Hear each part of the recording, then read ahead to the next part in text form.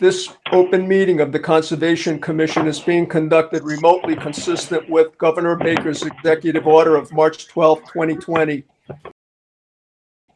due to the current state of emergency in the Commonwealth due to the outbreak of the COVID-19 virus. The order, which you can find posted with agenda materials for this meeting, allows public bodies to meet entirely remotely, so long as reasonable public access is afforded so that the public can follow along with the deliberations of the meeting. Ensuring public access does not ensure public participation unless such participation is required by law. This meeting will feature public comment. For this meeting, the Conservation Commission is convening by telephone and video conference via Google Meet, as posted on the town's website, identifying how the public may join. We are now turning to the first item on the agenda. Before we do so, permit me to cover some ground rules for effective and clear conduct of our business and to ensure accurate meeting minutes.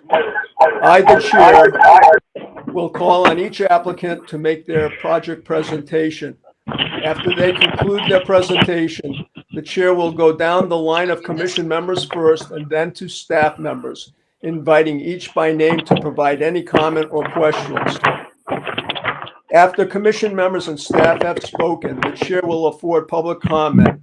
The chair asks that members of the public who wish to speak to identify their names and addresses only. Upon completion of public comment, I will call upon the commission members to offer a motion and then for a second. Each vote taken on the motion will be conducted by roll call vote. Lastly, please remember to mute and unmute your phone by pressing *6 or mute your computer when you are not speaking so as to not trigger your camera feed or background noise. All right. Let's move on to the first item on the agenda. Review and approve minutes. Unfortunately, we still don't have the minutes to hand out to the commission yet. We do have minutes. Brad and I, they're tied up with both Brad and I at this point in time. Item 2, sign bills. Brad, you'll just have bills available when we come to sign our paperwork. All right. And 3, meetings and hearings. Before we start, there are 3 hearings which were scheduled tonight that are going to be continued. The applicants have asked for continuation, and those 3 are a continued public hearing regarding the notice of intent filed by Equestrian Building Company for driveway construction, utility connections, and drainage connections at 183 Spring Street. The second continued public hearing is a continued public hearing regarding a notice of intent filed by Equestrian Building Company for the construction of a single-family house, utility connections, and stormwater management systems at 185 Spring Street. And the third continued public hearing is a continued public hearing regarding the notice of intent filed by AC Daisies for backyard hardscape and landscaping, including retaining wall, walkway, stairs, and plantings at 23 Shirley Road. All 3 of those hearings will be continued to our next meeting, which is March 16, 2021.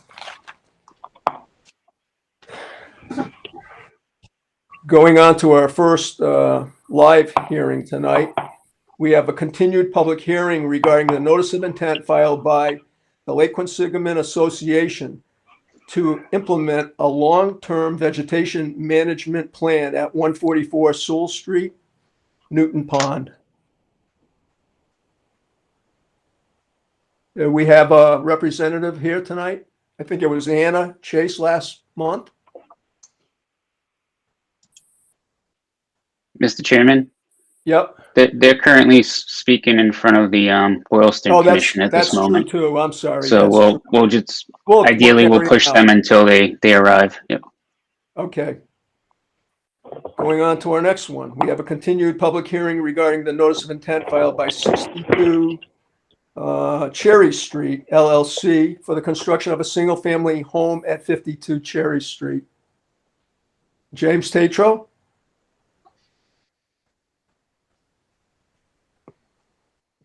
I don't hear James. Oh, there we are. Hi, Mr. Chairman. I'm Yep. here with Jim Benincasa. Okay, For 62 Cherry Street LLC at the property at 52 Cherry Street. Yep. And on that particular property, I got to kind of intermingle the discussion on the two lots. okay, let me open Yep. the other one too, and then we Yep. can do them both together, James. Yep. And Yep, that's fine. there's two hearings, side by side. The other one is a continued public hearing regarding the notice of intent filed by 62 Cherry Street LLC for the construction of a single-family home at 54 Cherry Street. These are two adjoining lots. Go ahead, James. Sure. Thank you, Mr. Chairman. And the reason it's wise to put these two discussions together is that after the last hearing in front of the commission, we looked for what we could do to move the house on number 54. Are you still in? No, we're still.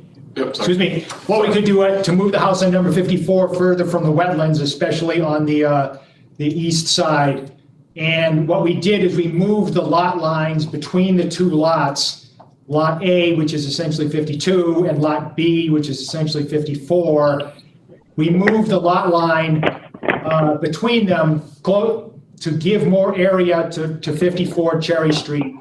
And that allowed us to push the septic system on that lot further towards number 52 and allowed us to move the house on number 54 a little further from the wetlands. And the house on number 52 is still more than the commission's guideline of 30 feet from the wetland. And the house on number 54 is 30 feet or more from the wetland in the area of flags 27 through 30. It is still a little closer behind the house at flag number 15, but that is with a minimal front yard, only 1 foot over the minimum in the zoning, and with a unexceptional depth of house in that case. I want to also tell you about. Yep. James, before you go any further, let Brad put up the plans, okay? So everybody can see. Brad, can you present them?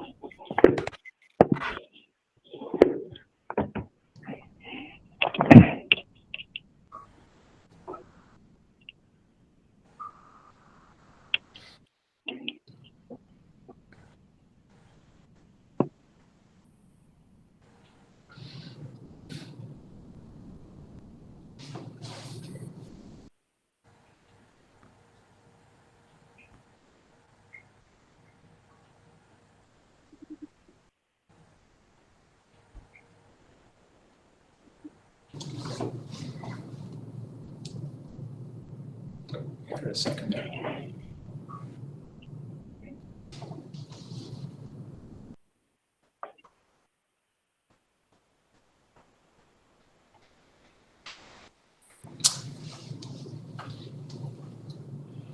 There we go.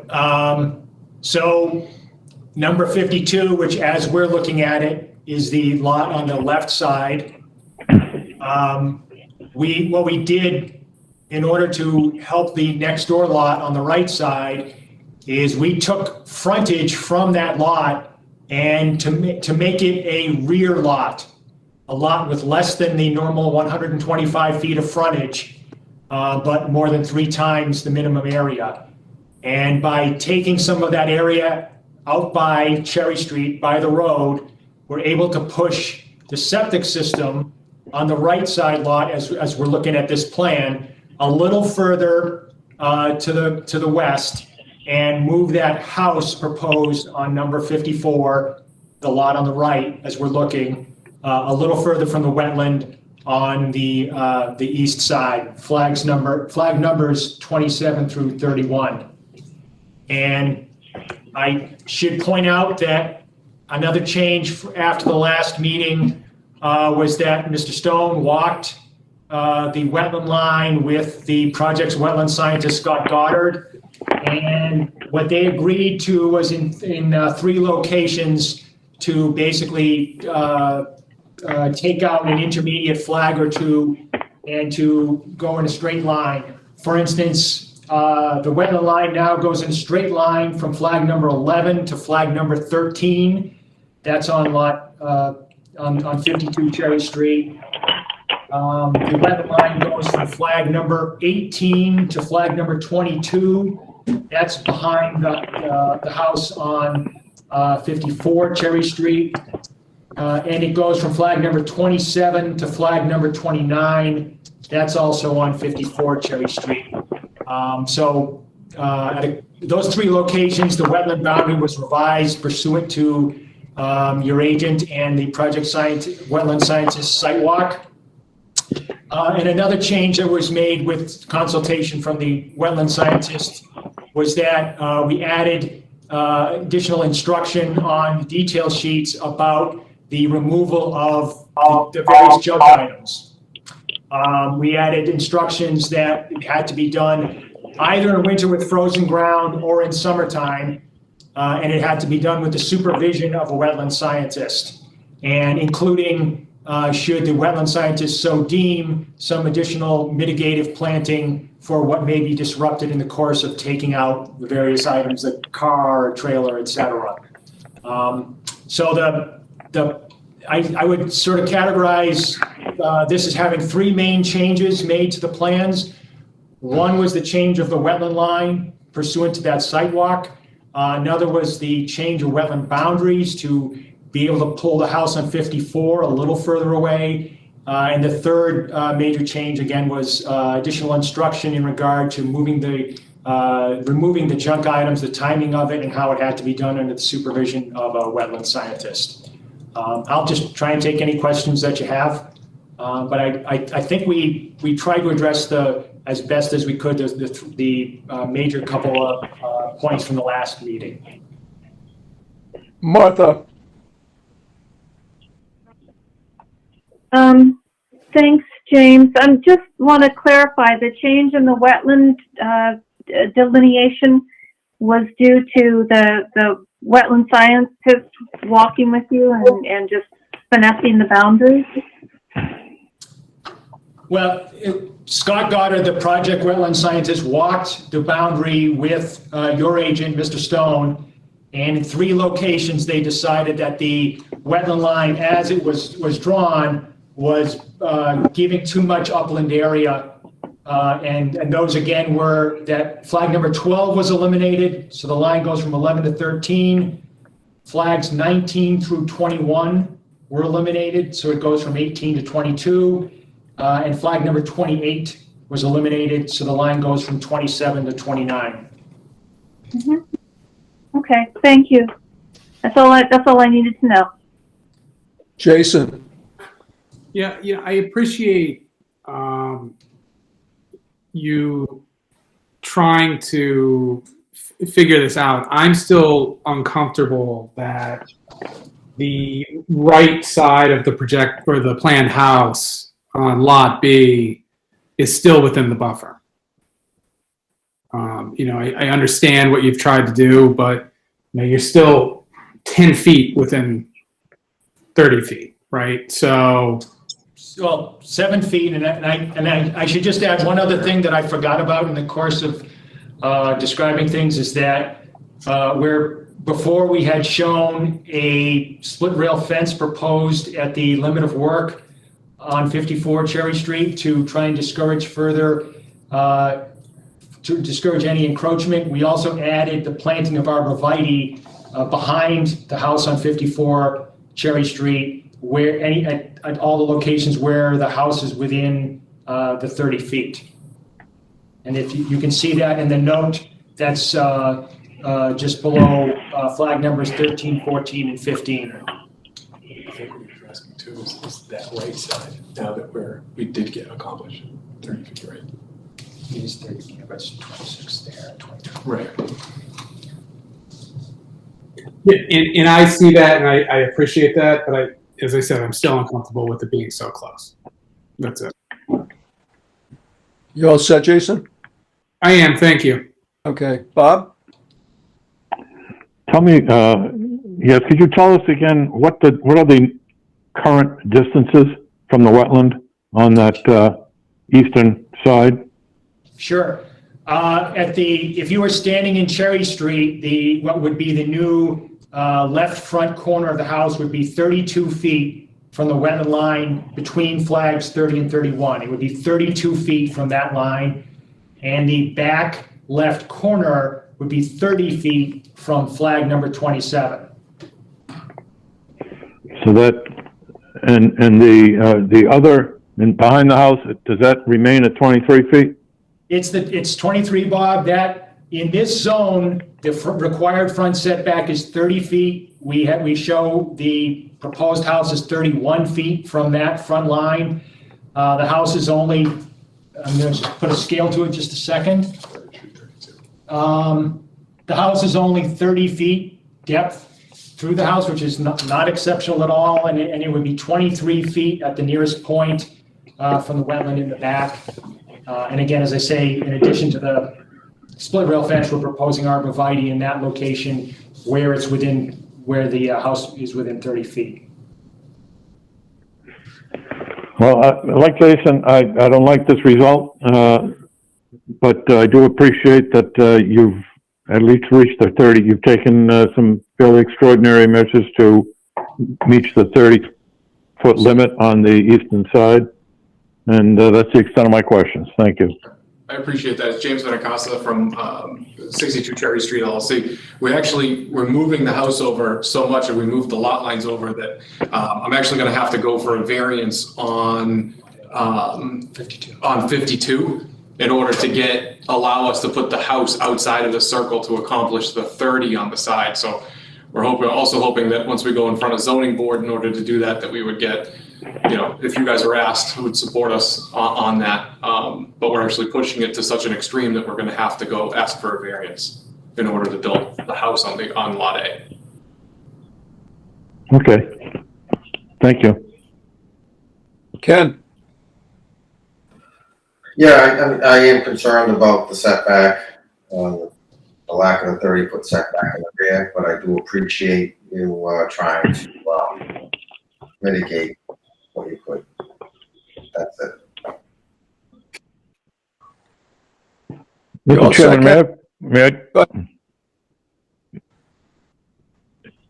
Mr. Chairman, if Ken is finished, I wonder if James could tell us again the measures he's taken to protect those wetland flags 13 to 16. Sure. So, Bob, again, what we had previously proposed a split rail fence at the limit of work behind the house, where actually all along, I should say, the work area. What we added was that you see a note there that 13 arborvitae are proposed behind the house and actually extending a little further than any point where the house is within 30 feet of the wetlands. So in that area behind the house, where the house is just under 30 feet, or when it's just past it, you're going to see a row of arborvitae, and in front of that, a split rail fence. So two different measures to try and demarcate that the limit of the yard and discourage further intrusion. And with reference to the wetland flags, what are those areas that are you proposing are within 30 feet of the wetlands? Sure, it's in the area of flags 14, 15, and 16. And outside of those areas, it'll only be a split rail fence. Is that correct? That's correct. In the trees. But no, it's only arborvitae. Oh, outside of that area, sorry. Yeah, sorry. All right, thank you. You all set, Bob? Yes. Ken, were you all set? Yes. Okay. James, a question for you. Last time you were in here, you were proposing a drainage structure out in the roadway as I guess an enticement to allow the project to proceed. And I think you got some negative pushback from the commission and from Brad. Where does that stand at this point in time? Mr. Chairman, after we filed these plans with you, we heard back from the town engineer that, speaking on behalf of the town, that it would be the town's preference to not install that catch basin. So what we would ask, if the commission were writing an order of conditions, that it call for us to give them a plan having removed that proposed catch basin from the Cherry Street traveled way and removed it entirely. Okay. And a comment, James, on the point where the 23-foot offset to flag 15 is shown. If I'm looking at this on a long-term basis with a homeowner and, you know, he's getting frustrated that he's only got roughly 20 feet of a backyard and he's got quite a bit of property that juts out beyond that, I would be sort of more prone to something a little more permanent. The fence is going to go in so many years. It'll decay and be gone. And I know there'll be abrevieties, and all it takes is a saw and a weekend, and those are gone. I would think somewhere from flag 15, or rather 16, over to flag 13, or you would provide a permanent barrier, something like large boulders that we've done in the past, where you have basically a 3-foot size boulder, something you can't move without heavy equipment, to back up. And I'm not to say, I like the idea of the split rail fence and the abreviety, but then when those are all gone at some point down the line, you've got these boulders that aren't going anywhere, and it's a reminder that, you know, that is the wetland line. So what would you think of that? I would agree to that. But we've done, like you said, we've done that in the past with you guys. That's fine. Yeah. Okay. No, that would be a little more permanent, you know, looking out in time. Yeah, that's a good idea. And that's about it for me. Brad, can you comment? Okay, I have okay, I'll start off with a few questions first. James, is the February 9th plan the latest plan we have from you? Yes, it is, Brad. Okay, so that's the one that's up here now. Also, have you filed with the DPW for a stormwater management permit for these two projects yet? We have not. We were trying to get closer to a resolution of the process with the commission. Okay. And then, all right, so I do have a number of things here. So first of all, just to touch base with one of Martha's questions regarding the wetland delineation. So I did walk that with somebody from Scott Goddard's office. It was not Mr. Goddard, but we did review it. We did make those 3 changes that are reflected on the plan. Also, the reason I asked about the stormwater permit is it looks like the recharge that's being proposed for the homes is probably, at least one of them is going to be within the groundwater table, and the other one, you know, pretty close to it. So I didn't know if there was any testing done there at those locations, or if you had planned on doing that. I mean, we typically require that when you file for the stormwater management permit application as well. We did testing for the septic systems, but not in those areas in the back. The nearest, for instance, deep hole 3 in front of the house on 54. The groundwater from modeling was about, if I get the number right, was about 76 inches down. We were assuming it would be closer to the surface back where the infiltration area is behind the house on 54, but I think we were hoping to have still a usable depth.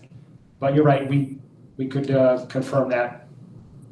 Right. So when you're walking back there, I mean, we spent a little bit of time, simply because it actually looks a lot wetter than it is, and it feels wetter than it is, simply because it's saturated back there. But when you look at the soils in some of the veg, areas didn't really qualify for the BVW, but there's definitely the saturation there. I suspect and we also had trouble augering, so there's a lot of rock. I suspect that the groundwater is going to be pretty high back there, so we should do some testing back there to confirm that those are going to work. And like I said, when you get to the stormwater permit part, you're going to be asked for that as well. Looking at I know some commissioners have talked about concerns with encroachment and the barriers, for instance. I know in the past, and I don't recall off the top of my head, but I think the policy mentions the 30 feet for structures, and if you're within 40 feet to try to do a barrier. We've got some history in this neighborhood as well as other lots, and I think it would be worthwhile to continue to extend the fence and vegetation onto what's shown as Lot A in the plan. As well as you have the fence from Flags 23 up towards, as you head towards Cherry Street on Lot B. Personally, I would want to see a combination of vegetation and the fence. I think the fence alone really doesn't do much, and there's having walked back there, I can very easily see that particular area being a dumping ground at some point. Anytime there's a fence put up, it's, you're maintaining your yard, things easily get tossed over it, but I think the vegetation would help. The stormwater, I brought that up with the proposed vortex and point source at the last meeting because I had concerns if we would, if the town would want that there, and as you mentioned, James, the town engineer does not want to see that, and I can see why. I think one of the other comments he had, though, was the proposed grading that's within the right-of-way. And I'm curious on a couple of things. Is that something that you've resolved with him? If that comment did come from him, I think it came from someone in our town staff. And also, is the grading required for septic breakout? Because that has me concerned as well. I know, and I think the town engineer mentioned we do have street projects, betterments from time to time where we come in and we do drainage and other utilities. And if you're putting grading into our right-of-way now, we need to do work within that right-of-way, that could potentially compromise the septic system in the future.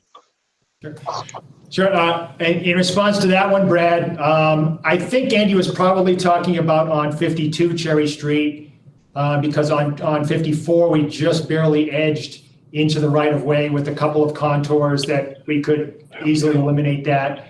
And on 52, I think if you're looking at the, what would be standing in the road, the left front corner of the septic system, we would probably put in, to have no contouring shown in the right-of-way, we'd probably just put in a low wall, like 2 feet high, to deal with it.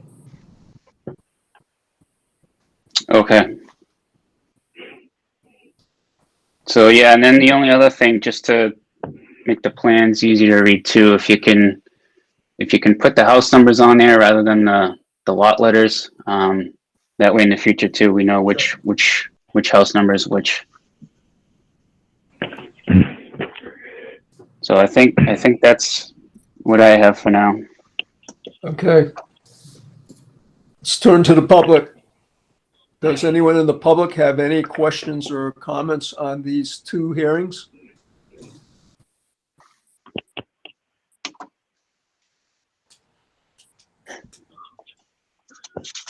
All right, excuse me. Mr. All right, I'm Chairman? not here.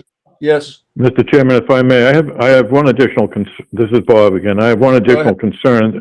It relates to that spit on number 54, that spit of land that's about 30 feet wide that goes out into the, kind of juts out where the proposed well is.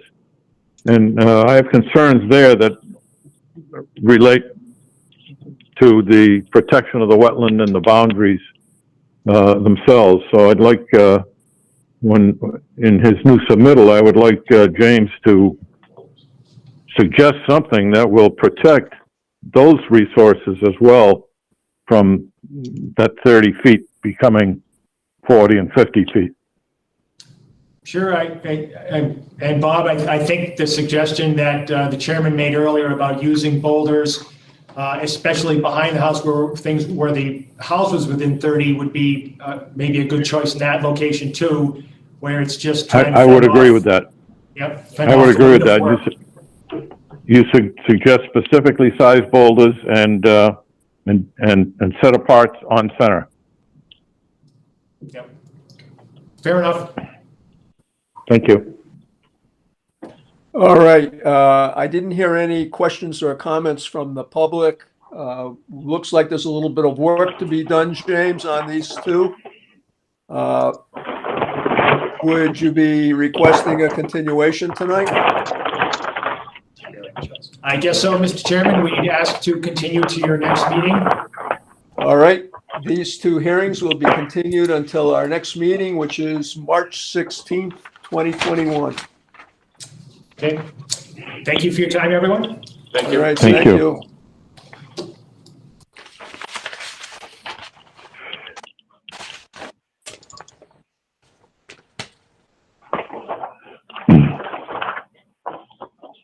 Okay, our next three hearings are all continued. Those are the two on Spring Street and the one on Shirley Road.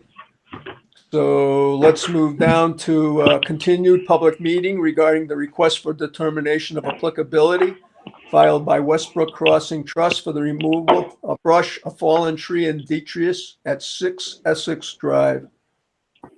Do we have a presenter tonight? Hello, Mr. Chairman. It's Joe McGrail. I was with you back on the 12th. Yep. I'm joining you via telephone as I'm having trouble connecting video. I apologize for that. All right. So from our last meeting, talking about the Brook area, both Brad and Martha came out in a snowstorm, or right after a snowstorm, and walked the area, and they were going to take into consideration, what they saw, and I'm actually looking to see what they have to say.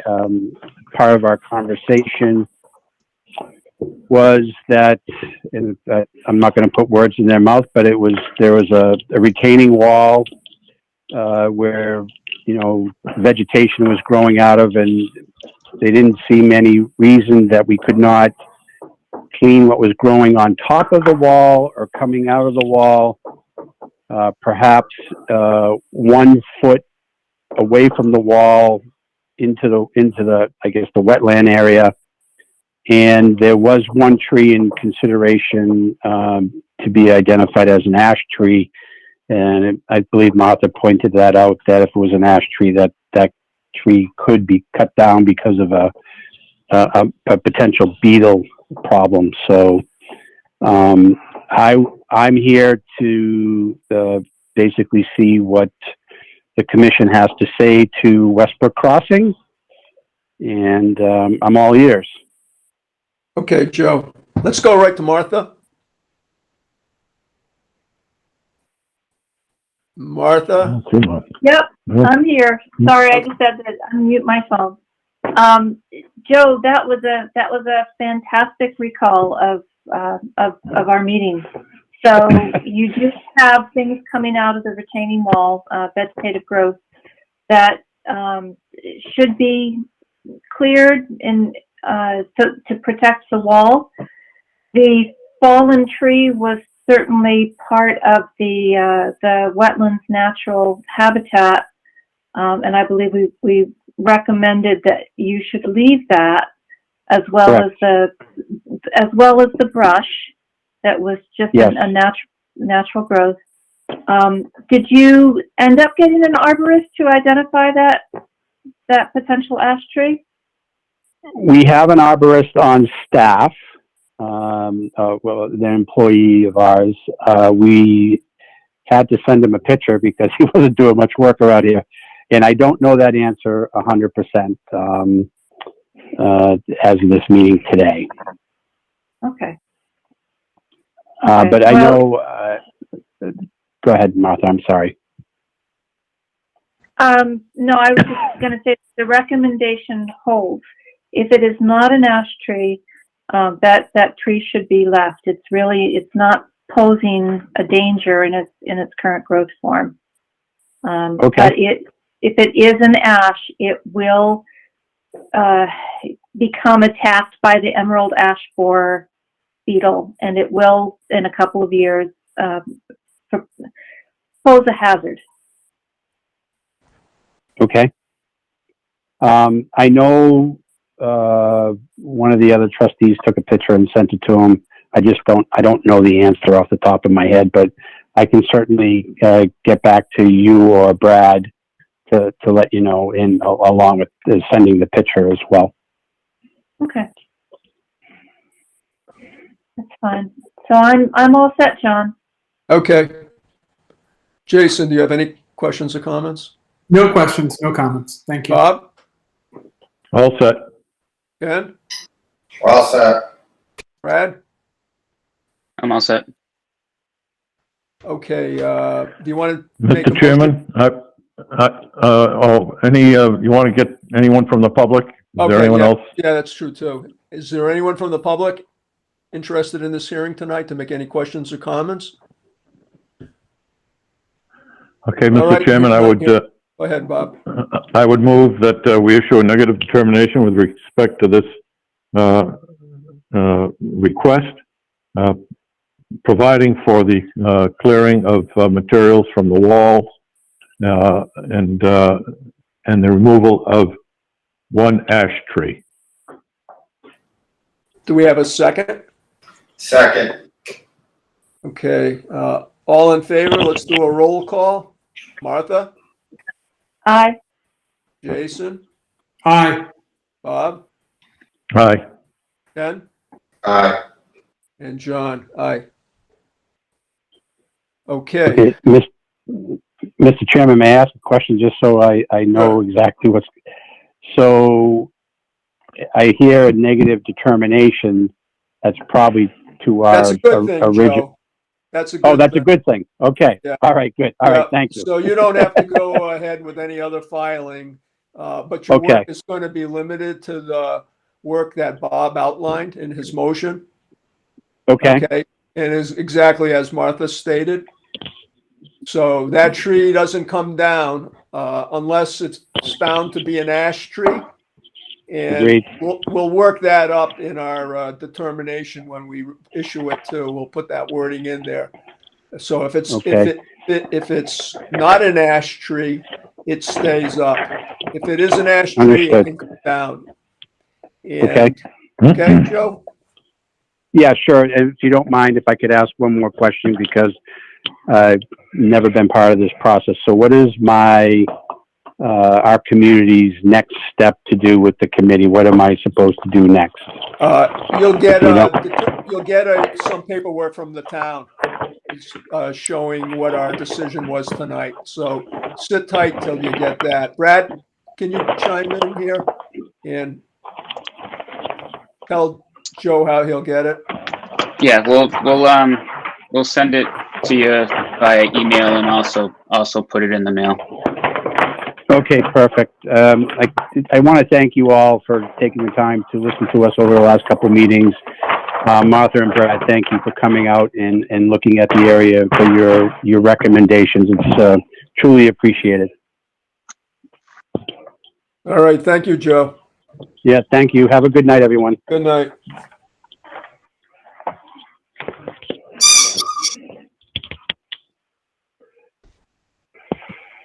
Okay, moving on to another continued public hearing. This is a continued public hearing regarding the notice of intent filed by Emmy Realty LLC for the construction of a paved parking area, stormwater management facilities, retaining walls, and site grading at 5 and 9 Centec Boulevard. John Grenier, are you there tonight? Thank you, Mr. Chairman. Sean, I'm going to recuse myself. Okay, Ken. Yes, Mr. Chairman, since our last hearing, we were waiting on information regarding the design of the retaining wall. And just to give everybody a quick overview, this is about a 2-acre site that is located on Centec Boulevard. It's close that's the gas station on the corner of Centec. John, you're breaking up very badly. We can only hear half of what you're saying. Is this better? That's a little better right there. All right. Yeah, I'm hearing a little some background noise too. I don't know, coming from somebody. So just to give you a quick recap, this is about a 2-acre site that is located on the south side of Route 20. Abutting it is the gas station, which is on the corner of Centec Boulevard and Route 20. And the resource area that we are within the buffer zone of is there's a bordering vegetated wetland that is on the land of the landfill. So the corner of this property is at about a 30-foot buffer with the DPW. The work that is proposed is the easterly corner of the property, which a portion of that is within the 100-foot buffer zone. Since our last meeting, we were waiting on the wall design from the wall design engineer. We just received that a few days ago. I did forward that along earlier today to both the Conservation Commission and the Planning Board. The Planning Board is requiring that we submit that as part of our Planning Board process. So that wall has been designed and it has been submitted to both your commission and to the Planning Board. As I said, the work is just within the buffer zone. We are capturing all of the stormwater, and that is being routed, all the paved areas, as well as the building being routed to subsurface recharge chambers that are on the southeasterly portion of the property. And one item that is probably of the most concern to your commission is the pre-treatment. Originally, we just had deep sump catch basins that were tying into the drainage system, and then that was flowing in into the recharge system. We've updated that or upgraded that to include a proprietary storm scepter. So that is a vortechnic type structure that's sized appropriately that will capture the water after the deep catch basins to provide additional treatment, so that the water that's going into the subsurface recharge chambers is treated in excess of 44%, so that you have clean water recharging into the ground. And we are, as required, obviously reducing the rate of runoff in the post-development condition through the 100-year storm event. We have, for stormwater controls, we have silt fence and hay bales along the perimeter of the property. On the easterly side, we have a temporary construction stone riprap apron along the entranceway. And for the down gradient catch basin along Centec Boulevard, we are proposing silt sacks to be installed in those. If there was any tracking of material onto that, that would be a last line of defense, where we'd have silt sacks installed in the catch basin that's down gradient. So that was really the biggest thing that we did. We did have a few small things for planning board related. They wanted us to add a fire hydrant, and they wanted some small other minor things that are planning board related. But in terms of drainage and things associated with reservation, the biggest thing that we did do was introduce that storm scepter so that we're providing quite a bit more treatment to any of the runoff of the parking areas prior to going into the recharge system. Other than that, the same plan that you saw at last month's meeting. If anybody has any questions, we'd love to try to address them. Martha, I'm all set, thank you. Jason, I'm all set. Bob, No questions. Ken. Oh, Ken's Ken's Can't recused. recuse. Ken's excusing, yep, he's recusing himself. Brad, John, you sent me new plans for this project today. Yeah, those were the updated plans that went to the planning board, and that also included, as I said, the design for the retaining wall that we received from the wall engineer. But the biggest change that we made, Brad, was just introducing that storm scepter prior to any of the runoff from the paved areas going into the recharge system. So that was really the biggest change. But we also have some of the I dotting and T crossing that we just submitted to the planning board as well. And that also went to the engineering department as part of the stormwater permit plan. And is the town engineer okay with the stormwater design? The biggest thing that he had, Brad, where the recharge system is, it's where the existing grade slopes off to the east. It drops off as you go to the east.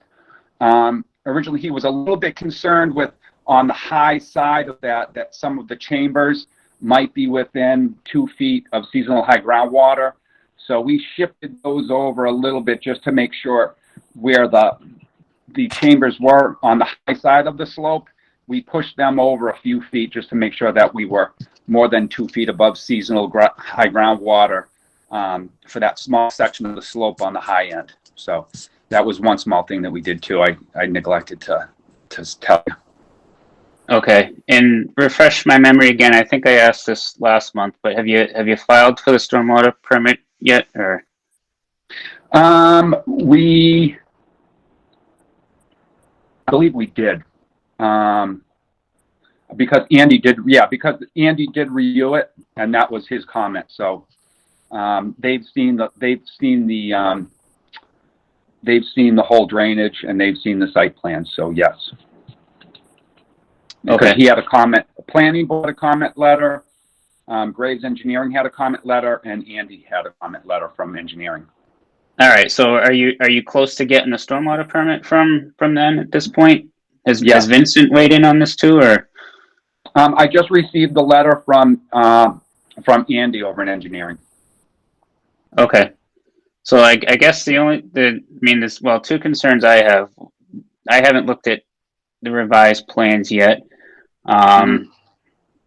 So I mean that's up to the commission how comfortable they are closing it tonight.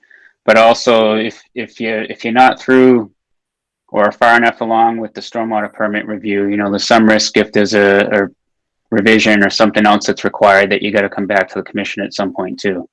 So those are my two concerns at this point. all right. Let's see if there's anyone in the public that has any questions or comments on this hearing.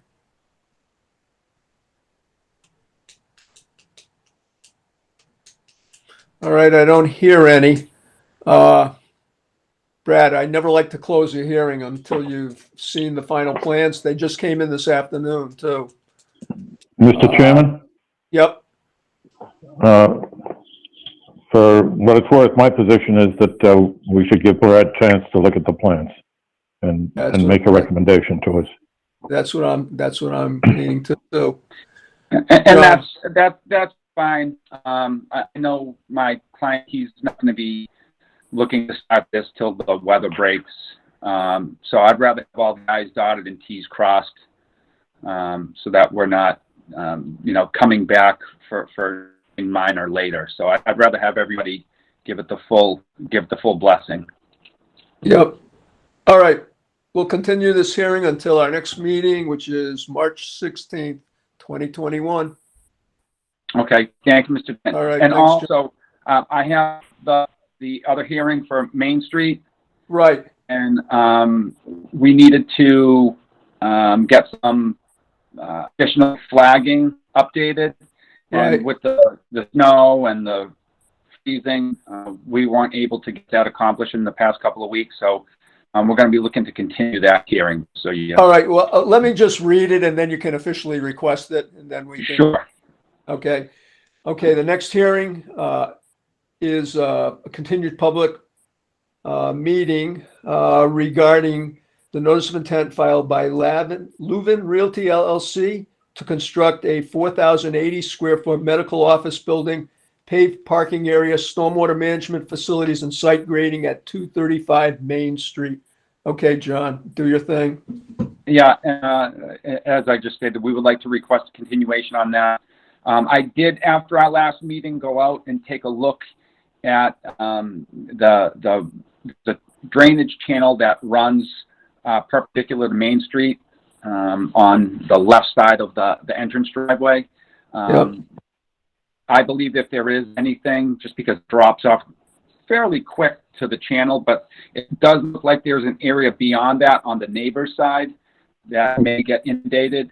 But because of the weather, with snowstorm and whatnot, we weren't able to get the guys out there to update those flags. So hopefully the weather holds up and we can get them out there next week. But we should be able to get that done prior to next month's hearing date. So we'd like to request a continuation on that, please. All right, we will continue this hearing until our next meeting, which is March 16, 2021. Okay, you're all set then, John. Okay, thank you very much. Have a good night. Yep, thank you. All right, moving down to our last of our continued public hearings. This is a continued public hearing regarding the notice of intent filed by 7 Sherrill Drive Realty Trust to construct a single-family residential dwelling at 601 South Street. And we had Rashid last month.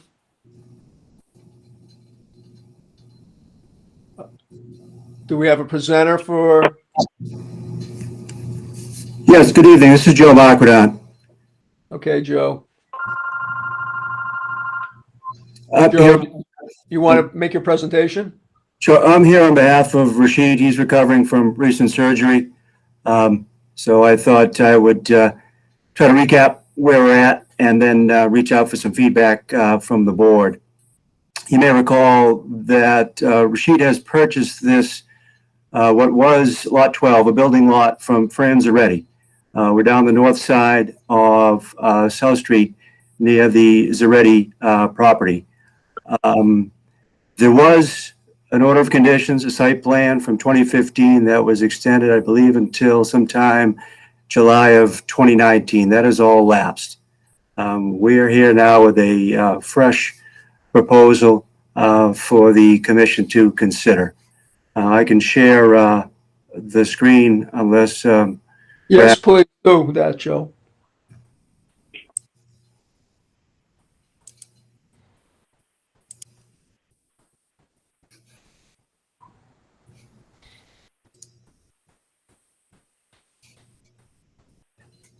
Can you see that? Not yet.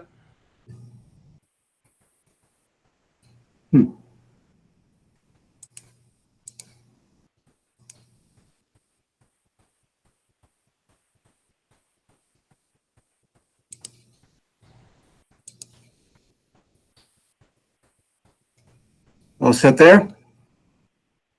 Still no plan.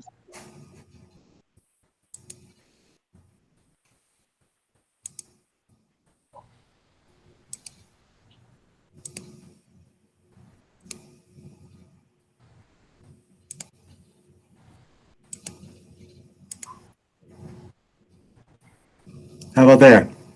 Coming up.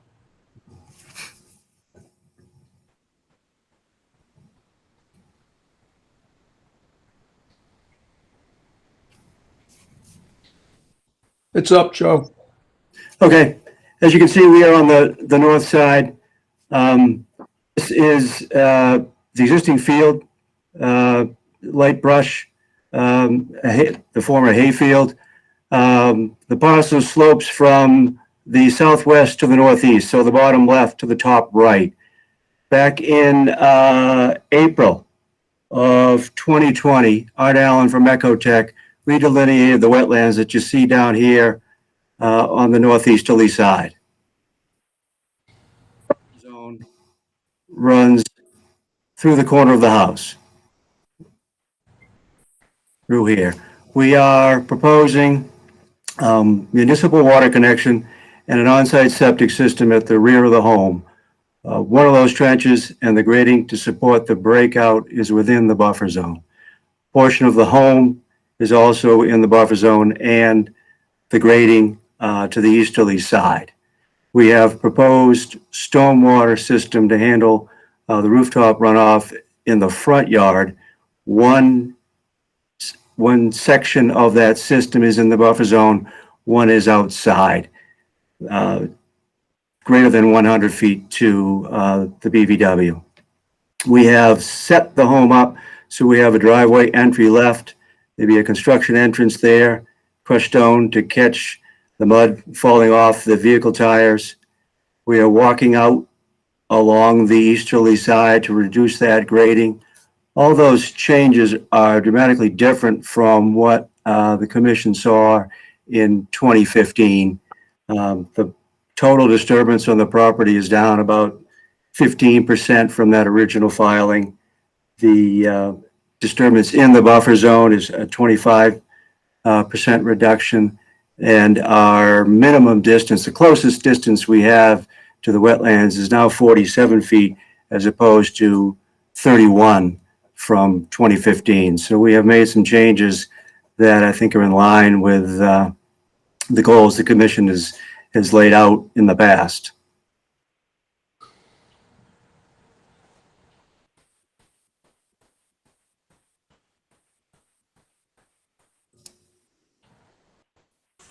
Anything else, Joe? Nope, that is it. A brief discussion. Obviously, if there's anything else you'd like to explore in detail. Oh, I'm sorry. I am remiss. I should bring you up to speed on a couple of things. One, we have not been issued a DEP file number. Correct. Yep. We have filed for a stormwater permit with the DPW. We had initial feedback from Andy and Vincent over there. They would like us to conduct additional testing in the areas for the underground leaching rather than extrapolating from an area 100 feet away in the backyard. So we have to update our testing and then update our plans accordingly. So we still have a bit of work to do to get everybody on board. Okay. Let's just go through the commission members tonight, see if there's anything new we can add tonight before we see you next month. Martha? Thank you, John. Joe, I need a little bit of clarification, and I'm looking at this on my screen, so I've been able to make it much bigger. It looks like there are additional wetland flags, in an H series 1 through 9 that create a circle. Is that a separate wetland zone, or can you help me understand hydrologically what's going on there? Yes, right there in the middle. Sure. Art Allen identified the area to the east as a bordering vegetated wetlands. He also identified an area, the H series, which is an isolated vegetated wetlands.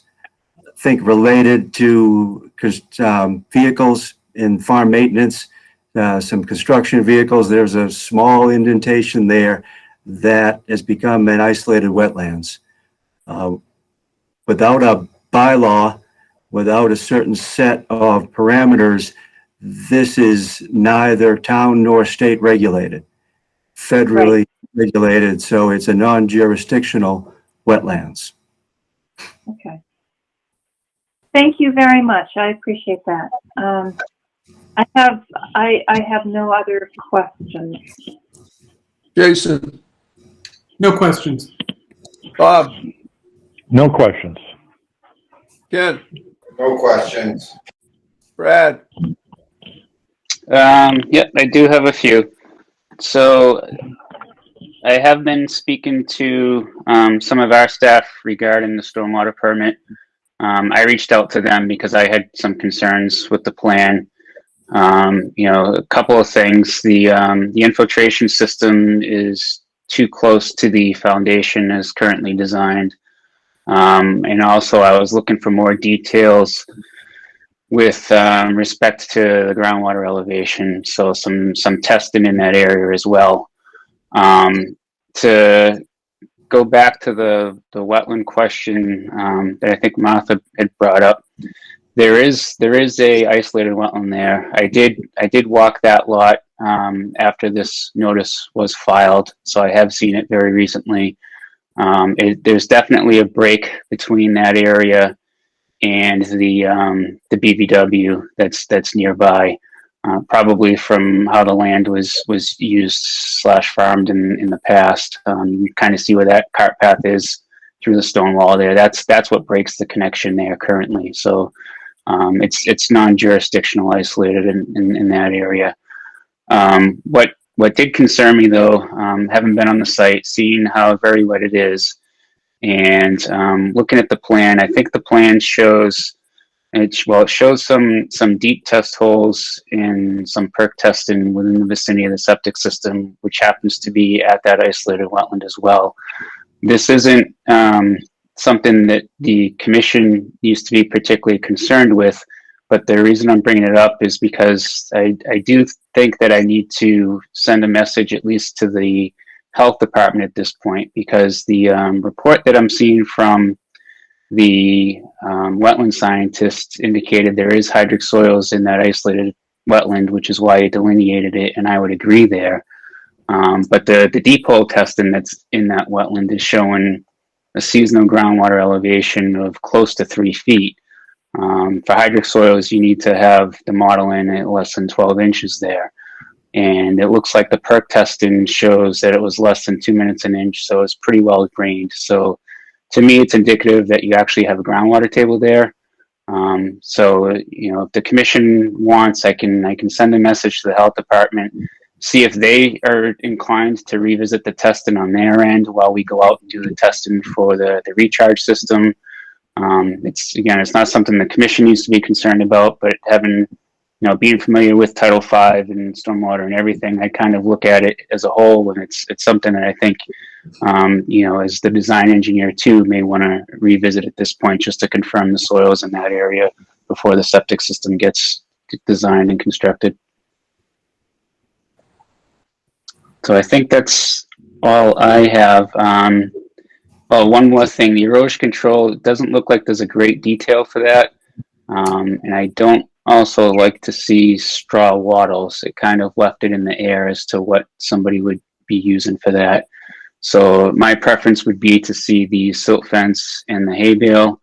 And there should be a little bit more specifications on how that silt fence gets entrenched, how the hay bales and things get staked, and height of the silt fence, just a little bit more specification on that. okay, that's it, Brad. Yes.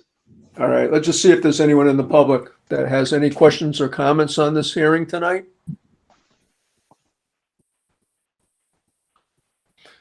All right, I don't hear any. Okay, Joe, obviously we don't have a file number and there's a lot of outstanding issues. Would you be requesting a continuation? Yes, we would. All right, we'll continue this hearing until our next meeting, which is March 16th, 2021. Great. Thank you very much. Okay.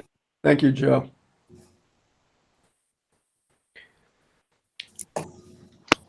All right, Martha, we're into the new hearings now. So why don't you read the first notice? Did you, forgive me, Mr. Chair. Yeah. Did you want to check whether the folks from ESS were here and wanted to?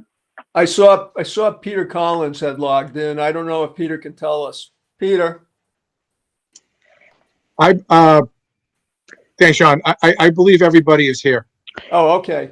Yes, We'll roll back to that before then we go into the other ones. We appreciate it. Okay. All right, we have a continued public hearing. I've already read this, but let's read it again. Continued public hearing regarding the notice of intent filed by the Lakewood Sigmund Association to implement a long-term vegetation management plan at 144 Seoul Street, Newton Pond. Who's the presenter tonight on that? that'd be me, Anna Chase with ESS Group. Okay, Anna. So since we last were in front of the commission, we received our DEP file number with a few comments from DEP, and we provided a couple of different emails to Brad some suggested conditions language about a variety of different things for the project, including how we propose to keep the Conservation Commission up to date on what's going on with the project with annual reporting, as well as notifications before treatments will be conducted. Okay. And you've met with the town of Boylston, I take it? Was that? Yes, we just got off the meeting with them. All right. And how did that go? We have continued until March with them. They were a couple of outstanding questions. Okay. Are you looking tonight? Yeah, I mean, obviously they're both tied together here, their actions and our actions. So how do you want to proceed tonight? You're looking to continue, I would assume? Or Matt, I mean, what is the usual approach in situations like this? This is a bit of an unusual situation. Hi, this is Matt Ladwig from ESS. Matt. I think if you have any questions tonight, since we're on the call, we'd be happy to answer them. Obviously, yeah, I think Boylston is looking to coordinate with you guys on closing the hearing. So whatever we can do to help tonight on this end is fine. Yeah, so let us know. I have no problem closing it as long as we can answer all the commission members' comments. But is there anything that's going to happen on Boylston's end that would come back and change what you put before us? That would be my concern, that there'd be a change. They've requested a couple of small changes in terms of a language that we're going to include in the text of the NOI for them, as opposed to just suggested conditions, which we provide to Brad. And they're also in the process of looking into a peer review on their end, just for their commissioners are wanting a little bit more information about this type of project, because they've encountered far fewer management projects like this. Okay. Well, I'll tell you what, let's go for questions and comments from our commission tonight and see where that leaves us, and then we can talk about where to go after that. Martha. Thank you. So it looks like you have a mechanism set out for notifying the commission. Can you remind me of the mechanism for notifying the public as far as when you're doing herbicide applications and the hand harvesting? Yes. Sorry, I just lost that email. Okay, so we provided some draft language on just this past Friday after we had a meeting with Brad. So currently we're planning for chemical treatments, which includes herbicides and algicides, that the commission would be notified at least 48 hours prior to the start of the application. Areas of public access to the pond and other public locations near the pond will be posted with notification of the treatment at least 48 hours prior to the herbicide application, and postings will remain up for at least 1 week. Notice of the treatment will also be posted on the Lakewood Sigmund Commission webpage at least 48 hours prior to the treatment. For hand harvesting and dash, the commission will be notified. An announcement will be posted on the Lakewood Sigmund webpage at least 48 hours prior. And for bottom sealing, the commission will be notified. An announcement posted on the webpage at least 48 hours prior to the installation, movement, or removal of those barriers. And for monitoring events where we'll be out mapping plants, no notification will be necessary. Okay, thank you. And I'm going to directly ask Peter Collins if the Lakeland Sigmund Commission is on board with that process. Yes, it's similar to what we do on the lake. You know, Okay. so it's and some of this may coincide with what we do on the lake. And one of the reasons that we got involved in the first place, because we thought, in conjunction with the town manager that, Shrewsbury town manager, that, this would give us an economy of scale. So we're not, doing separate projects at Newton Pond versus Lakewood Sigmund. We can kind of combine the resources there. So it'll be less money for all. So, we're going to basically do what we've been doing for the last 15 years or so, as far as, keeping everybody in the loop and the reports and all that stuff from the treatments and the plan. Excellent. Thank you. That's all I need to know, because that interface with the public is really important. Yeah, I'm all set, Mr. Chair. Okay. Jason. No comments, no questions. Bob. Mr. Chairman, I have no questions, and I'd just like to say that the preparation of this project has been done by these experts, been carefully scrutinized by the Quinsigamond Commission, by the DEP, and I presume by Brad. So unless Brad has some questions, I'd be very happy to close our first hearing tonight. Okay, Bob. Ken. Yes, as a representative from the Conservation Commission to the Lakewood Commission, I just would like to say that the Lakewood Sigmund Commission has been working hard to get this project rolling, with the support of town meeting for funding, the selectman and manager. This project has long been in the process of getting ready to go. It's also going to help mitigate any issues with the lake. Anything we can stop at Newton Pond from getting into Lakewood Sigmund is going to help us with the treatment of Lakewood Sigmund too. So, and also, we do have an ongoing order conditions for the treatment of Lakewood Sigmund, and this treatment mirrors what we do on the lake, and as well as what will be happening on Newton Pond. That's it. Okay. Brad.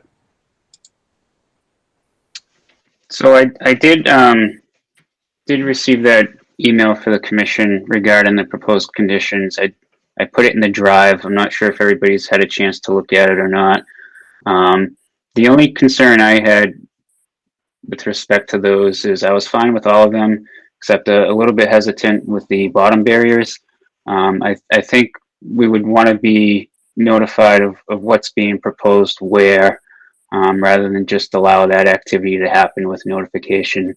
And if the commission's comfortable, that can be done through our office as the agent. If everything seems fine, allow the activity. And if there's an agree to disagree kind of scenario, it could come back to the commission at that point. But with nothing specific proposed, certain locations, materials, how much surface area, that kind of thing, I'd still like to at least see that information before it actually happens, rather than notification that it's going to happen, for instance. And then the other thing with respect to the time and closing of the hearing, I haven't heard that Boylston's looking at having a peer review consultant. If there's no urgency in terms of getting our permit well before Boylston's, it may be worthwhile just to keep it open in case something comes up that may conflict with what you're planning on doing, so that you don't end up in the situation where things change and you have to re-notify abutters and go through all of that process again. But I would say that's entirely up to the applicant. It sounds like best case scenario, the peer review happens, nothing's changed, come back to the commission, and it's a 15-second continued hearing where you you close it and kind of agree to condition at that point. But again, it's really up to how the commission and applicant feels on that at this point. I agree with you, Brad. That's where I was going at the beginning of this hearing. I just didn't want to see Boylston come up with any conditions that would conflict with what you put in front of us tonight, and then have to have you restart the whole process again. I think overall, from what you've heard from the commission, we're all in favor of this. And as Brad said, it would be a matter of leaving it open. It's your choice again. But if Boylston comes back and says everything looks good and there's no changes to the plans as presented to us, then we can just within seconds approve it and it's out the door. And I'm even thinking, Peter, you could even be the person, to present it to us that night. You don't have to bring the whole crew in if it's that smooth of a process. I don't, I agree with Brad. I mean, it really doesn't seem to make a lot of sense, to go for the close tonight when, we can't do anything until after Boylston gets through their process. So, Right. so I don't have a problem with that. Okay. Well, let's see if there's anyone in the public tonight that has any questions or comments on this hearing. All right, I'm not hearing any, so it's up to you guys whether you want to close it or continue it. So somebody's got to give me the word.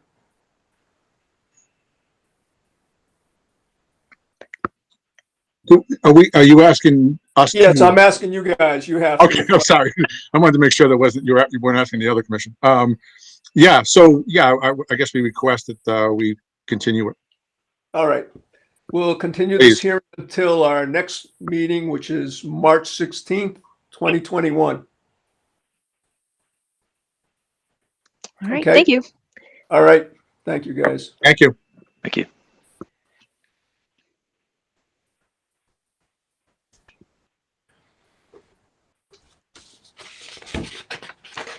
Martha, I think we're into the new hearings. Can you read the notices now? Certainly. Notice is hereby given in accordance with the provisions of General Laws, Chapter 131, Section 40, that Robert and Maria DiVerdi, 465 Walnut Street, Shrewsbury, have filed a notice of intent for the construction of an in-ground swimming pool at 465 Walnut Street. A public hearing will be held on the above notice at 7 p.m. on Tuesday evening, February 16, 2021. Okay, who's the representative tonight for this project? Good evening, Mr. Chairman. Carl Holtzman, Quinn Engineering. Go ahead, Carl. Property is located at 465 Walnut Street, as mentioned, owned by Robert and Maria DiVerdi. There was an order of conditions that was issued for this in January 2017 for the lot development on this property. That order has since expired, so we're actually seeking certificate of compliance for that order. It's later on the agenda tonight. So we submitted a new notice of intent for proposed work on the lot. The DiVerdis want to construct an in-ground pool in the rear yard and also do some minor work associated with the leaching area in the front yard. All the work that we're proposing is in the existing lawn area. The pool is proposed at 32.5 feet from the BBW. The leaching area work is about 40 feet from the BBW. We've got straw bales and silt fence proposed around the pool work and stake silt fence proposed around the leaching area work. I don't have a DEP file number yet, but with that, I'm happy to answer any questions you guys might have. Martha. I don't have any questions at this point. Jason. No questions. Bob. I just have a couple of questions. Carl, I noticed that in the area of the swimming pool, there's about a 6-foot drop across that lot. And you're building a retaining wall to the high side? Correct. And does that mean there'll be no fill whatsoever to the low side of the swimming pool? There'll be a little bit of fill, but it's really minor. And So what is the pool elevation is what is the, proposed, the rim of the pool, if that's what you want to call it, is at elevation 466.3, and the contour that goes right through the middle of that pool is 466. So you're talking about a little bit of fill on the low side. okay, and the area between the pool and the resource area, what is intended there? Is that grass, or is that, what is that now, and what is intended? It's predominantly lawn right now, so he's going to propose to keep it that way. Okay. All right, those are my questions. Thank you. Ken? No questions. Brad?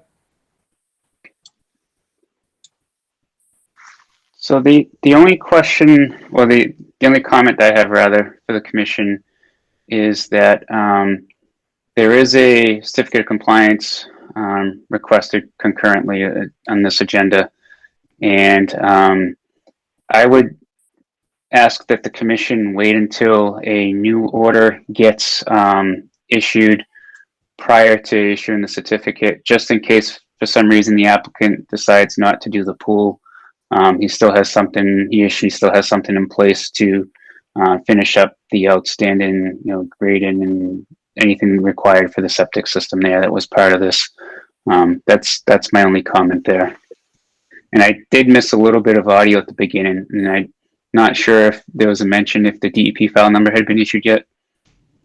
Correct. It has not been issued yet. Okay.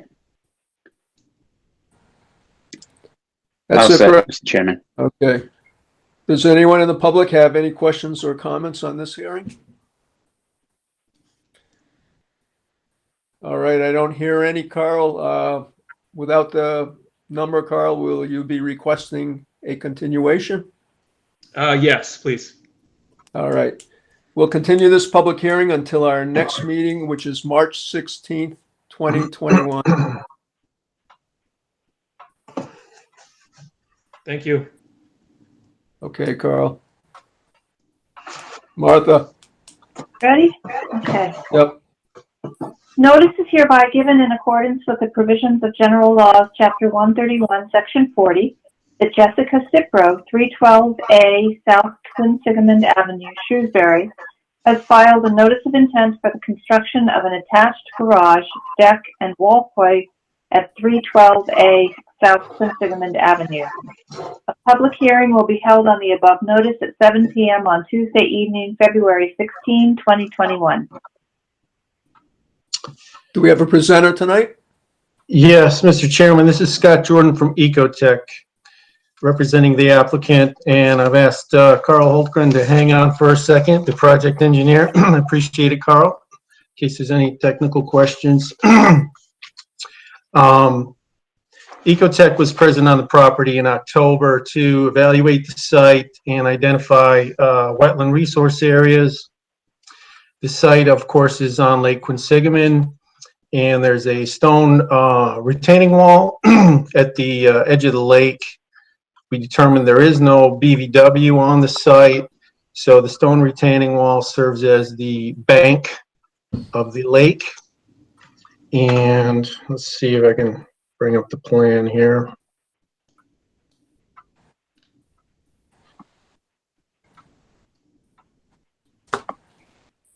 Can you see that, folks? Not yet.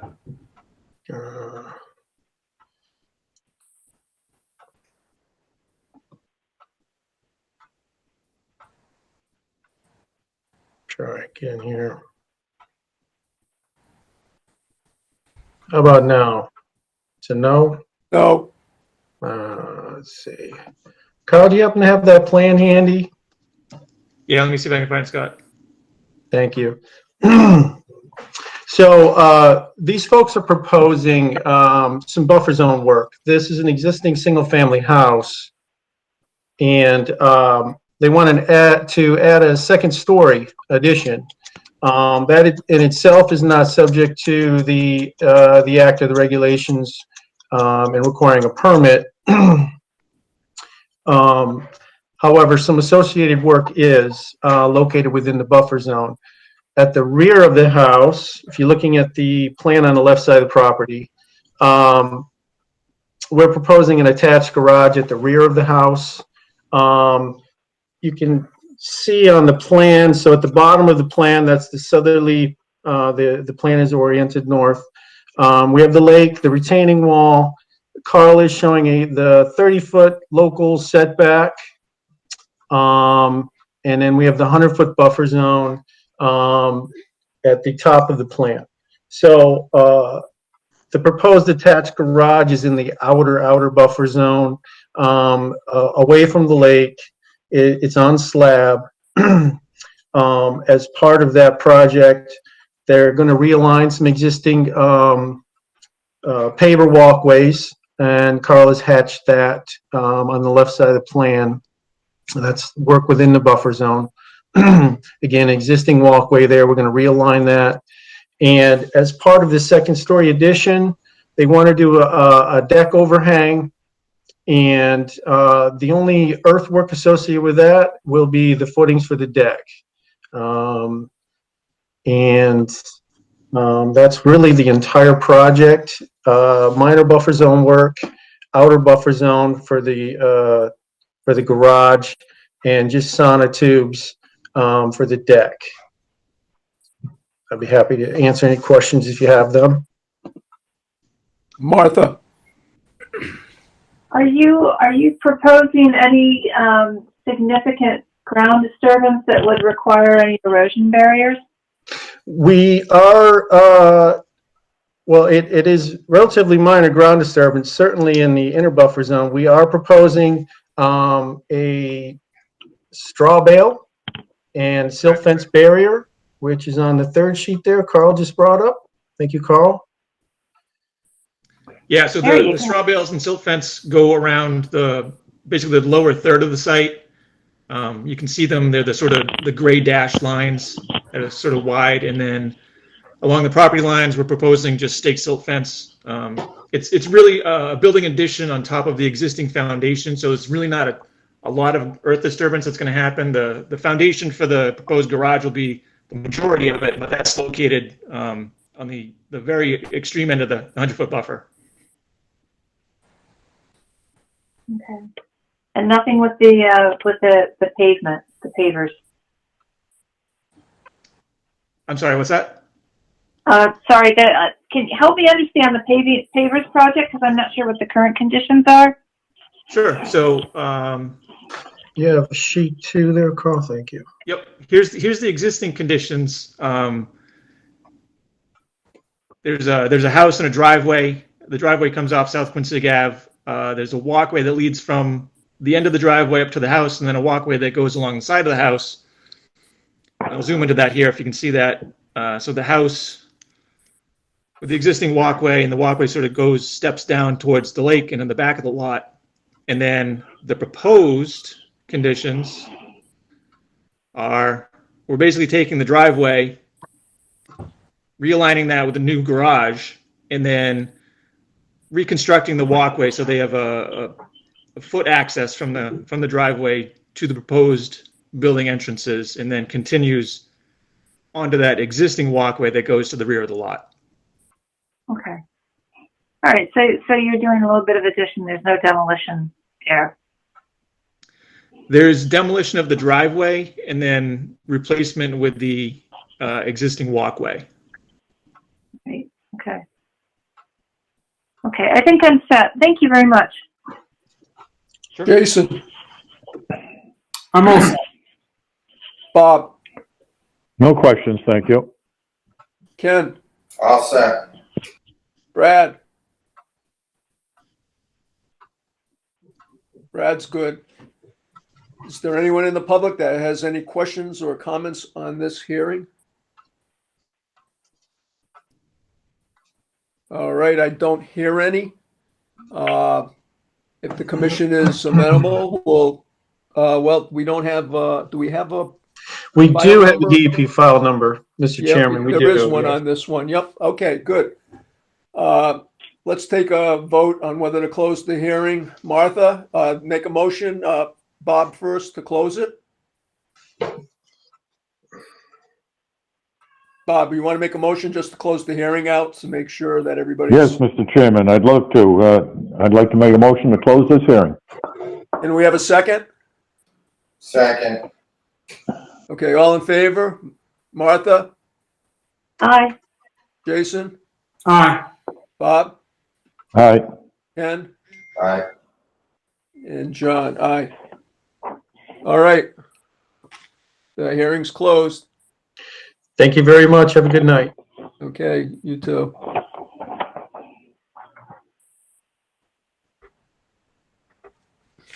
All right, the next one, Martha? Notice is hereby given in accordance with the provisions of General Laws, Chapter 131, Section 40, that Stephen Phillips, 9 Beaver Drive, Shrewsbury, has filed a request for determination of applicability for the removal of a tree at 9 Beaver Drive. A public meeting will be held on the above request at 7 p.m. on Tuesday evening, February 16, 2021. Okay, do we have a presenter tonight?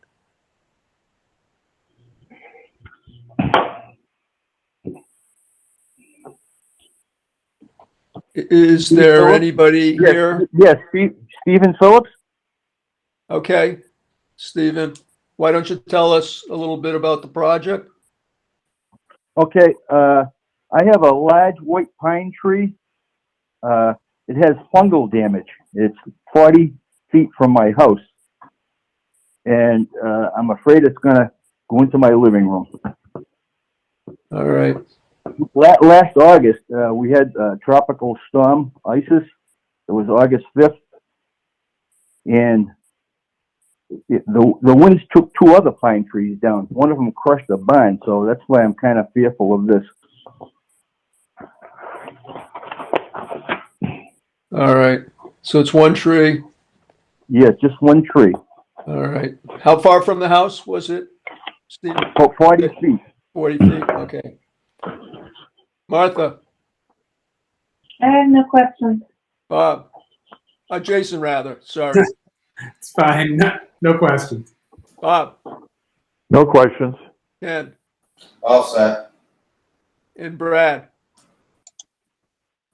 Yeah, bear with me just a second. I'm trying to pull up some images.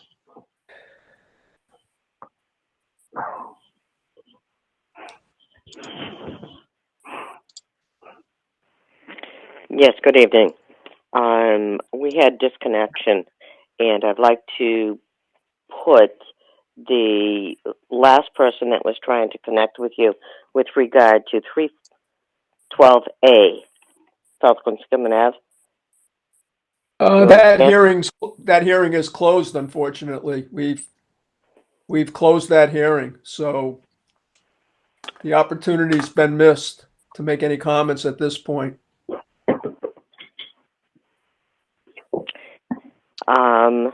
We're in the middle of another hearing right now, so okay, thank you. If you could mute your phone, please. Thank you.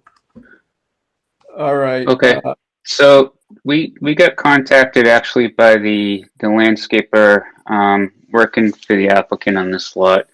It's kind of an after the fact thing. I guess he may have been speaking to somebody in the area about regarding some concerns with the work being near the wetlands. So the application from the commission is for one tree.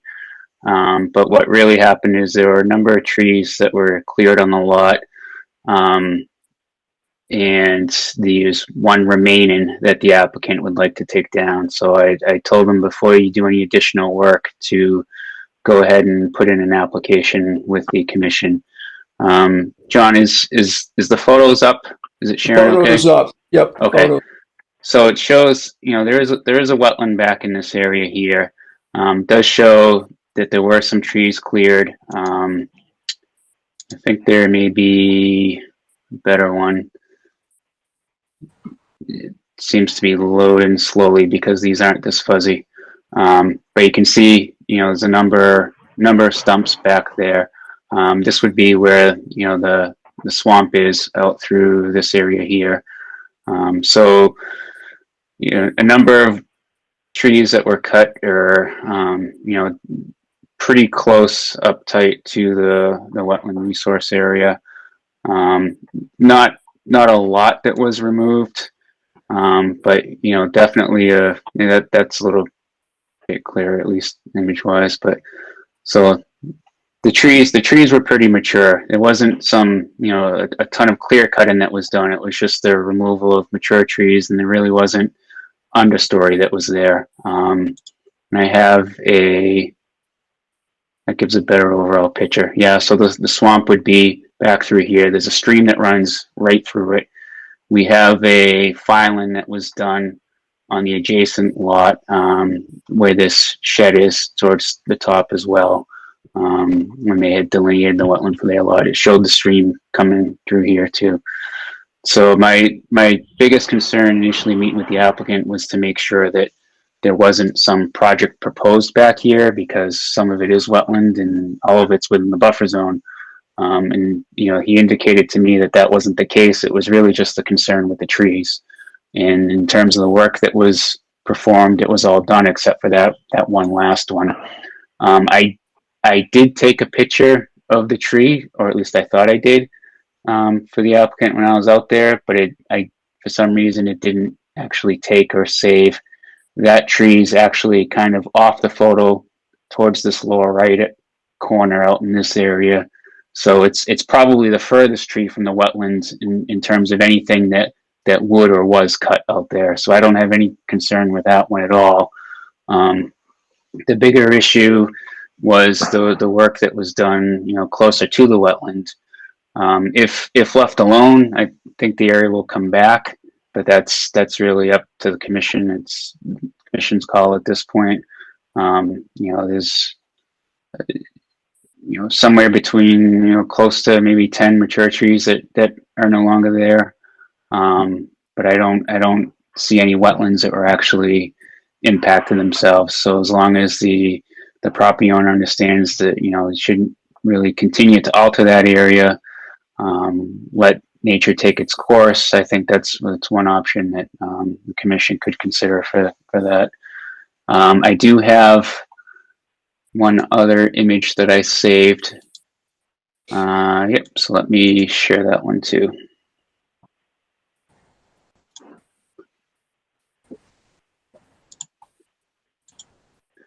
And that's just the GIS. Is that up there, John? Yep. Okay.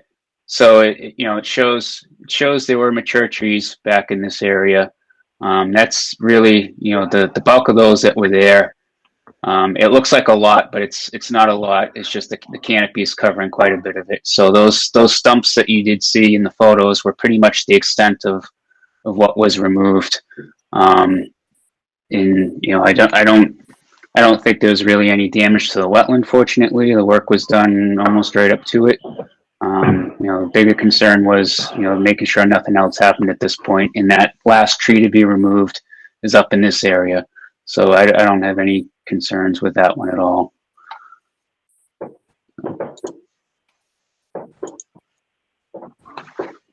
All right. Let's see if anyone from the public has any questions or comments on this particular hearing.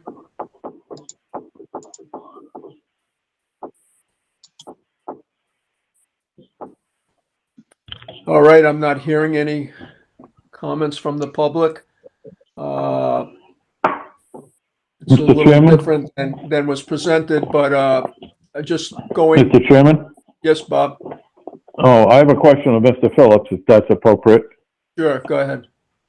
Well, Mr. Phillips, I'm curious as to what is your intention with regards to that area that, where all the trees have been removed? It stays just the way it is. I just want that one part. I'm fearful that thing's gonna hit my house. That nothing's gonna be done back there. Okay, so you have no plans for any re-landscaping or anything of that nature? Nothing. Okay, okay. All I'm ready right. to make a motion, Mr. Chairman, if you want. All right, Bob, why don't you make a motion? Mr. Chairman, I would move that we issue a negative determination with respect to this petition for the removal of a single pine tree. Do we have a second? Second. Okay, all in favor? Martha? Aye. Jason? Aye. Bob? Aye. Ken? Aye. John, aye. Is there any discussion on this? All right. Hearing none, we'll close the hearing. Could I please ask a question? Yep. Okay, I've never done anything like this before. Now, how would I know,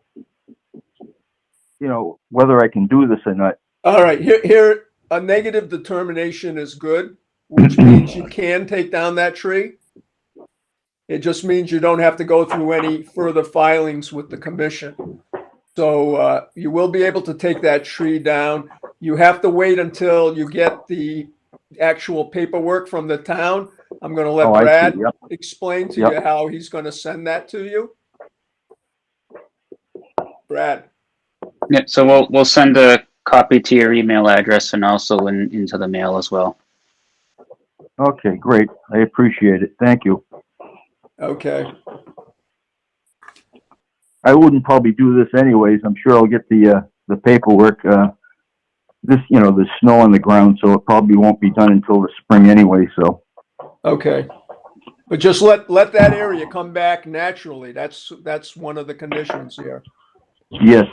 Okay. Yes. All right. Thank you. Thank you. Martha. Notice is hereby given in accordance with the provisions of General Laws, Chapter 131, Section 40, that George W. Murphy, Jr., 13 Grove Bridge Path, Shrewsbury, has filed a request for determination of applicability for the construction of deck at 13 Grove Ridge Path. A public meeting will be held on the above notice at 7 p.m. on Tuesday evening, February 16, 2021.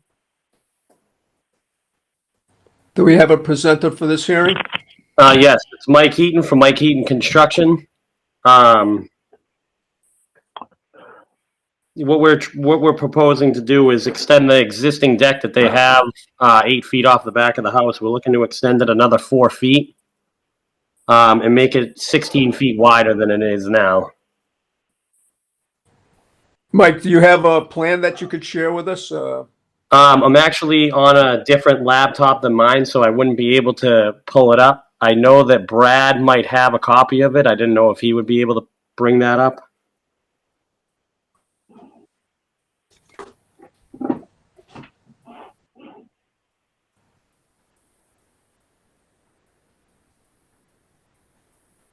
It's up, Brad.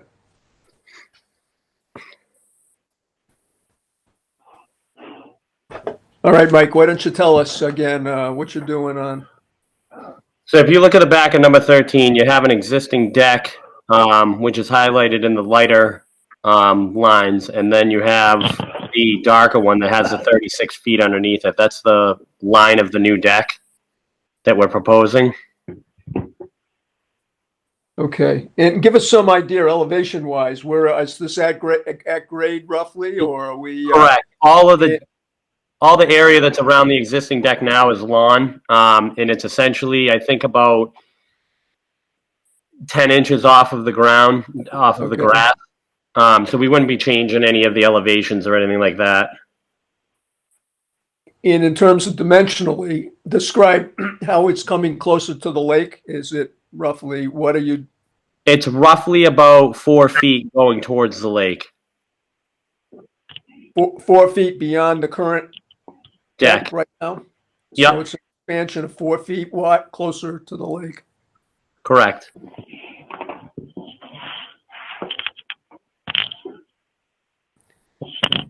All right, let's go to some questions here from the commission. Martha? I don't have any questions at this point. All right, Jason? I'm all set. Bob? I just want to be clear. You currently have a deck that's 8 feet wide and you're going to increase it to 12 feet. Is that correct? Correct. All right. No questions, Mr. Chairman. Ken? All set. Brad? I'm all set. Does anyone from the public have any questions or comments on this hearing?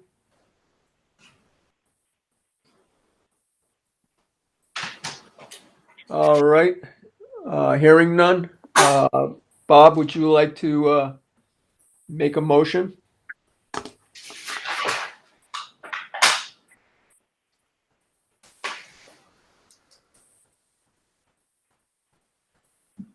Bob, can you make a motion on this one? Oh, I'm sorry, I did, but I was muted. Oh, Here we go. I'd like to move that we issue a negative determination with regard to this petition. All right, we have a second? Second.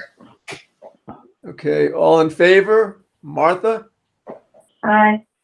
Jason? Aye. Bob? Aye. Ken? Aye. And John? Aye. All right, you're all set, Mike. Mr. Chairman, so I just have one question. I do have to go in front of the ZBA in March. Do you think I'll have the paperwork from this before then? We'll go to Brad on that. Yes, if the ZBA hearing's not till March, you should have this by then. All right, thank you very much. You're welcome. Martha? Mr. Chairman? Yep.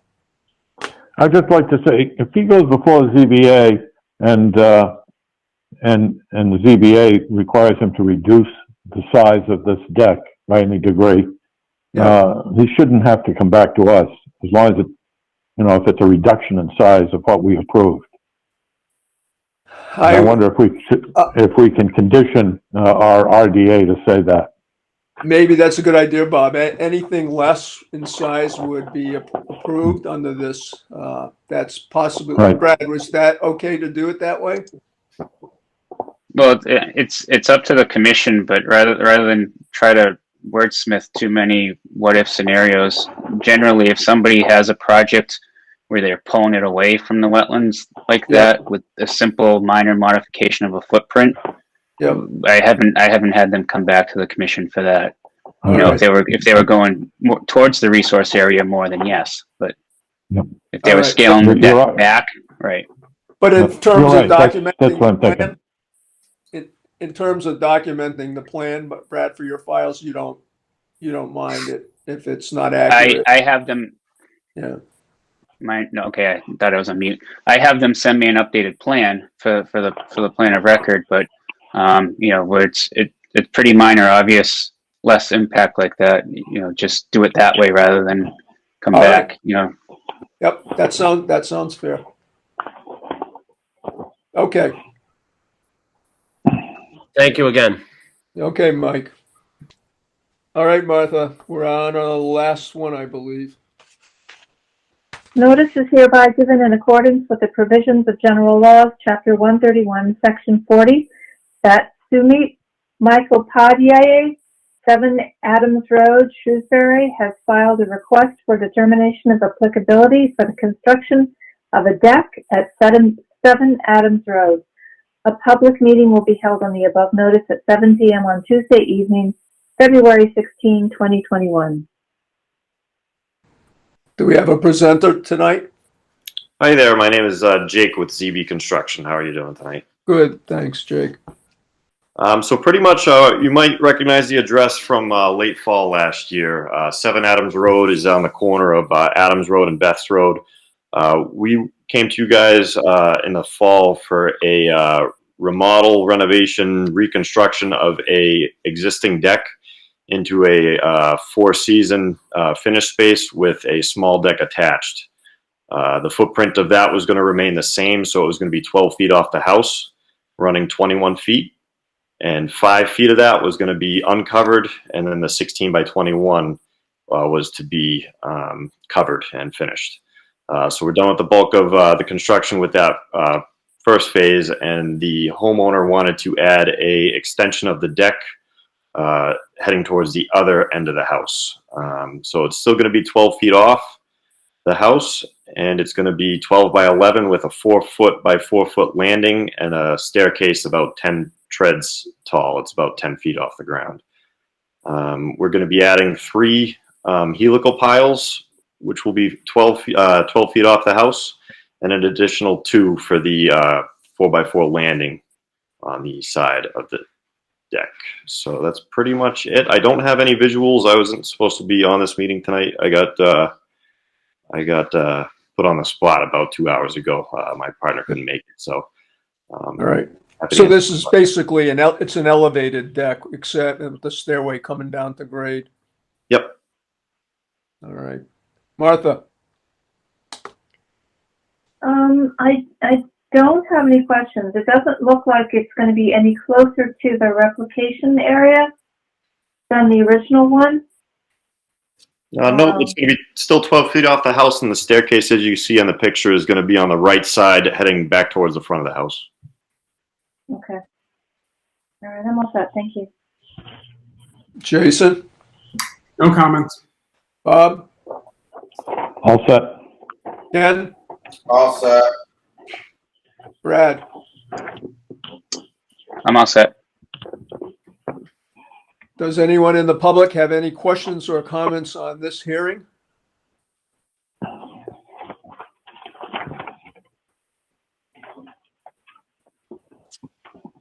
Mr. Chairman, I would move that we issue a negative determination with regards to this petition. Do we have a second? Second. All in favor? Martha? Aye. Jason? Aye. Bob? Aye. Ken? Aye. And John? Aye. All right, Jake, you're all set. Did you hear the last hearing, how they're handling the negative determinations? I believe within a couple weeks, you guys send email and also by mail. Yep. Awesome. Okay. Thank you. Appreciate your time. We'll see you guys on the next one. All right. Thanks, Jake. All right. That takes care of our meetings and hearings. And tonight, we didn't close a lot of hearings. Well, Mr. Chairman, I have us closing one, and I'd like to make a motion that we issue an order of conditions for the construction of a garage deck and walkway at 312A South Quinsigamond Avenue. And do we have a second? Second. All in favor? Martha? Aye. Jason? Aye. Bob? Aye. Ken? Aye. And John? Aye. Now, unless I missed one, I think that's the only one we have, Mr. Chairman. I know, I'm looking down my list right now too, Bob. I think that's it. The rest were RDAs. Yep. Yep, so that takes care of that. And Brad, do you want to talk a little bit about the 465 Walnut Street certificate of compliance, how we're going to, how that ties in with the hearing tonight? Sure. So again, the two components of that notice of intent was the swimming pool and some finishing work to satisfy the Board of Health with the septic system.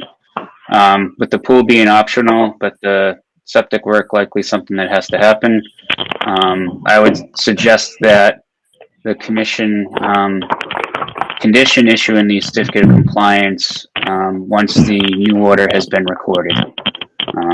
That way the property owner won't have any issues finishing up that septic system work should they choose not to do a swimming pool, for instance. So if the commission wants to vote to issue it, then we could potentially just hold the certificate until the new order gets recorded. Well, do we have to vote?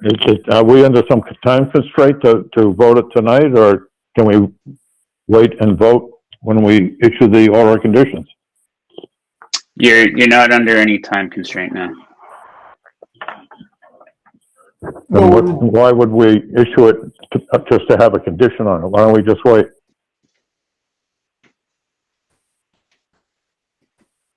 Yeah, that's an option. Yep. We'll just push it up, carry it into next month's meeting, Brad. Yeah.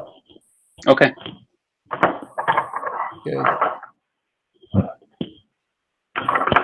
Okay, until March 16th. And the last item is to discuss sign extension permits, and we have 48 Everett Avenue. Yeah, so that's the one the commission may recall. That's the dirt road that had some pretty significant ruts in the past. I know the commission spent some time reviewing that when it came in. To my knowledge, I believe the adjacent property owner to the roadway there has performed the work once in the past, and would like to get an extension on the order of conditions to be able to continue doing so as needed. To require a motion, Mr. Chairman? We were looking for, what was it, 3 years, Brad? I would suggest 3 years, yes. Go ahead, Bob.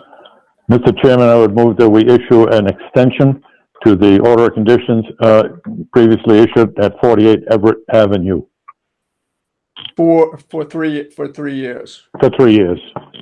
All right, do we have a second? Second. All in favor? Martha? Aye. Jason? Aye. Bob? Aye. Ken? Aye. John? Aye.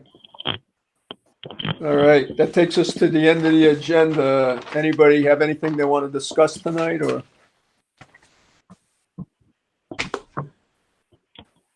I hear crickets chirping. Motion to adjourn. All Second. right. All right. All in favor? Martha? Aye. Jason? Aye. Bob? Aye. Ken? Aye. And John? Aye. All right, thanks, everyone. Thank you. Yep. Good night.